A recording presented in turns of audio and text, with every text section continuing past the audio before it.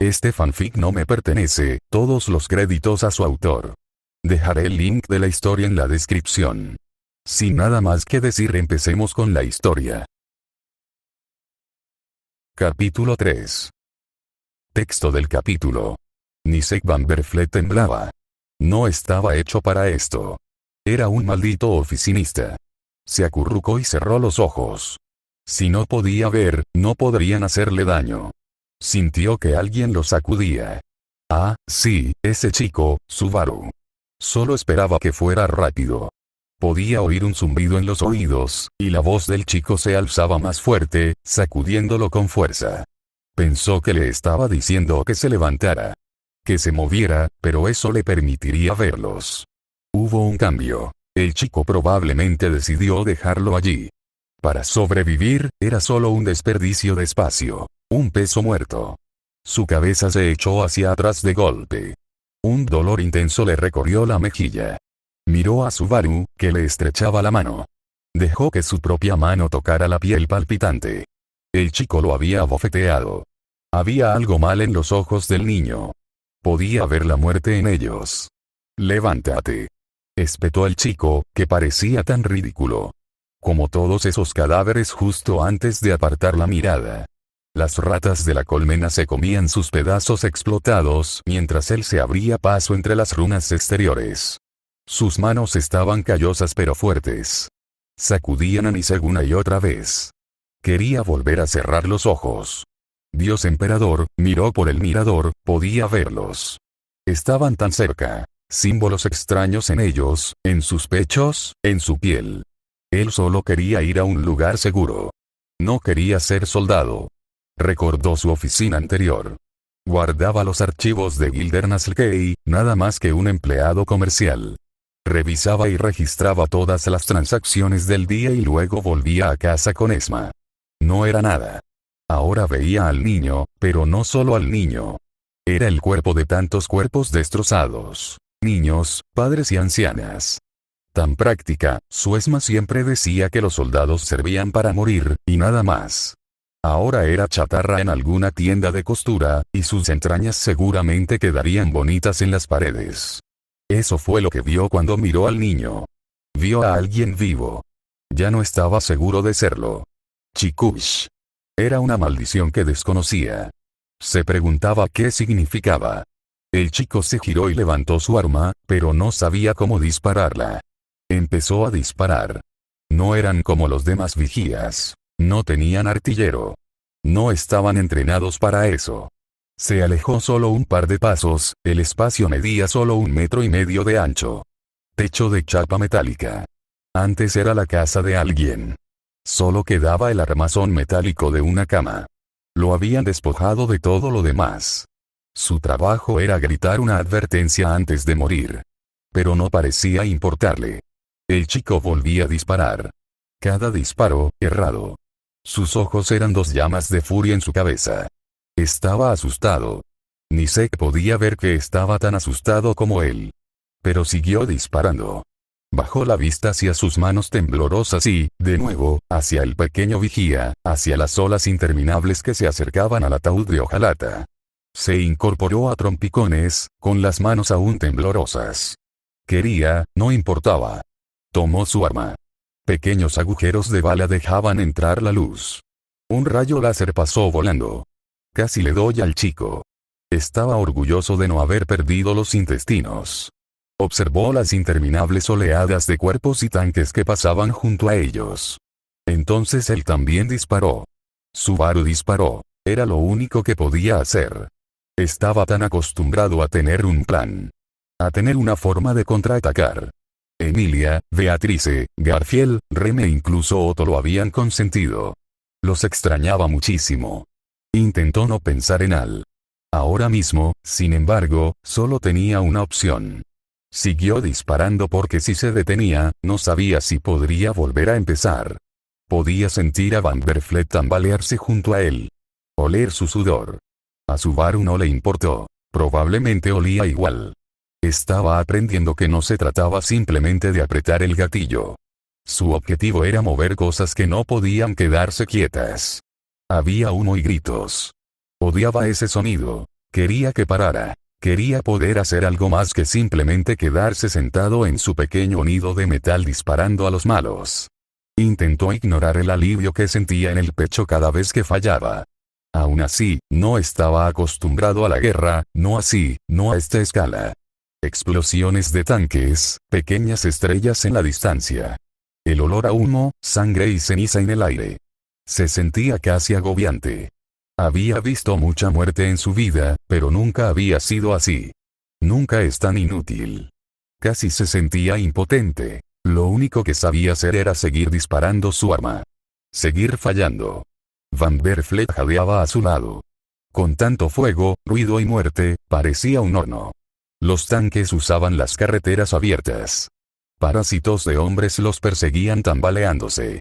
Los soicanos llevaban ropa raída, ni siquiera uniformes. No eran como Julio, Reinhard ni siquiera esos soldados que veía en las películas.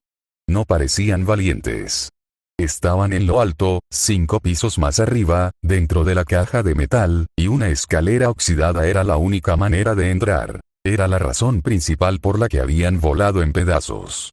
Otras unidades de habitáculo rodeaban su posición, con numerosos agujeros diminutos que las ocultaban entre las cajas metálicas. Como cajas de carga apiladas unas sobre otras. Su arma disparaba, disparaba y disparaba. Vio a un niñito con un overol manchado de aceite. Como si fuera la escuela. Un símbolo que lastimaba la vista estaba pintado en su mejilla. Disparaba como si no entendiera lo que pasaba, igual que Subaru.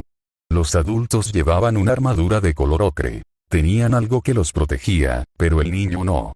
El niño tropezó frente a la oruga de un tanque. Subaru quiso saltar sobre el nido. Lo intentó, pero Van der Vliet lo retuvo. ¿Qué estás haciendo?, gritó Van der Vliet. El niño abrió la boca para gritar cuando la oruga del tanque lo aplastó. Apenas redujo la velocidad. Subaru podía oír sus huesos crujir. Le recordaba al sonido de las galletas al romperse. Podía oír su cabeza estallar como una sandía aplastada, el crujido de su cráneo. Se giró y empujó a Van der Vliet. Respirando agitadamente. Van der Vliet se movió detrás de él, tirando de su hombro. Estaba encadenado otra vez, estaba viendo morir a Rem. El mundo se estaba rompiendo. Levántate. Levántate. La ironía de que Van der Vliet le repitiera sus palabras no pasó desapercibida para Subaru. Aún le latía en los oídos. No, no era su sangre. Se dio cuenta de que era el sonido de las torretas al disparar. Los tanques. Se apresuró a salir por la ventana, con Van der Vliet medio agachado a su lado. Sintió algo húmedo en la rodilla y se dio cuenta de que había vomitado. Recogió su arma. Las habían dejado caer cuando Van der Vliet lo abordó. Intentó no volver a mirar las figuras de abajo. ¡Qué tontería!, sintió alivio, no era el peor de todos. Uno de los tanques giró. La torreta se activó, una con una chica dentro. Necesitaba hacer algo. Se giró, bajó la mirada y parpadeó. Se sentía casi sordo por el sonido. Tenía los dedos blancos, fríos como aquella vez que Pug lo congeló. Había dejado de disparar. Estaban tan cerca que podía ver los símbolos en su piel. Tallados con algo que no parecía delicado, trozos de piel irregulares alrededor de la herida abierta y dolorosa. Había algo de locura en sus ojos. Loco como el culto de la bruja. Abrió la boca para hablar, para advertir a Van der Vliet, para gritarle que se agachara justo cuando un rayo láser le atravesaba el cráneo. Van der Vliet lo siguió un segundo después, con el pecho atravesado por un rayo de luz. Por un instante, quiso sonreír mientras yacía junto al chico muerto. Por fin no parecía tan vivo. Nisek Van der Vliet y Subaru Natsuki murieron sin hacer ruido. Taneve Spinner retrocedió. Él y Clovis habían bajado al nivel de la calle después de que la mitad superior de su nido de francotiradores volara en pedazos. La maldita protección que les brindaba el delgado metal había desaparecido. Clodoveo había acordado con él que era mejor morir en las calles. Por las pelotas del dios emperador. ¿Cómo le habría gustado que les hubieran dado un artillero? Debería haber robado uno. Sabía que no debía sentirse mal. Lo que el emperador creía que había sucedido en Soikan, no era una maldita guerra comercial. Clovis les hizo una señal para que se movieran. Estaba delante de ellos en el callejón. Clovis fue el primero en agacharse tras el muro. Había indicado que era seguro, pero eso significaba que no habría maldiciones si había un francotirador cerca. Se movió. Estaba en el suelo, con una extraña sustancia química pegada que esperaba que solo fueran desechos de telar. Pero los tiempos desesperados exigían la furia de una rata de colmena. Moviéndose tan rápido como podía a través de las minas e ignorando los extraños símbolos en los tanques aún en llamas. Ese fue un error que aprendió en su época de invernante. La mayoría huía de los combates, pero eso podía provocar la muerte por disparos perdidos. De cerca, había que conseguir un hombre al que matar, y era mucho más fácil sobrevivir a eso que a un rayo láser en la cabeza. Oyó un grito.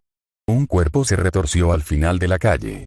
Miró los ojos del hombre, sus dientes amarillos y podridos.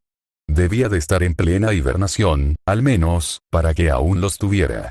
Probablemente estaba a unos 20 metros de distancia cuando Tane oyó el estallido de una de sus minas ocultas. Se agachó al ver su pierna volar. Por poco le roza el cráneo, con un hueso blanco asomando de la carne rosada. Su mirada se cruzó con la de Clovis, que se había recostado contra un callejón. Esa chispa frenética que odiaba había en los ojos de su hermano. Clovis era un bastardo confiado, y cuando estaba asustado, Tane sabía que algo realmente terrible estaba a punto de suceder. «Tane», gruñó Clovis. El hombre que el loco Socian apuñaló seguía vivo, agarrándose el estómago. Yacía despatarrado en medio de dos minas. No era el maldito trabajo de Tane ayudar a ese hombre. «Tane», gritó Clovis a sus espaldas. No se maldijo, pero miró hacia atrás y se arrastró. «No te muevas», gritó, y el hombre tuvo la presencia de ánimo para escuchar. Era un hombre mayor, de piel bonita y saludable. Tane intentó convencerse de que lo hacía por el dinero que le daría. Ni siquiera se inmutó. Tane lo apreció. Aprobaba a un hombre que escuchaba. Solían vivir más. Clovis le gritaba, pero Tane lo ignoró. De todas formas, había perdido la apuesta para ser el vigía. No pudo hablar. Se arrodilló. Extendió la mano y la estrechó. Tane Vespine, un placer conocerlo. Tenía penetrantes ojos azules.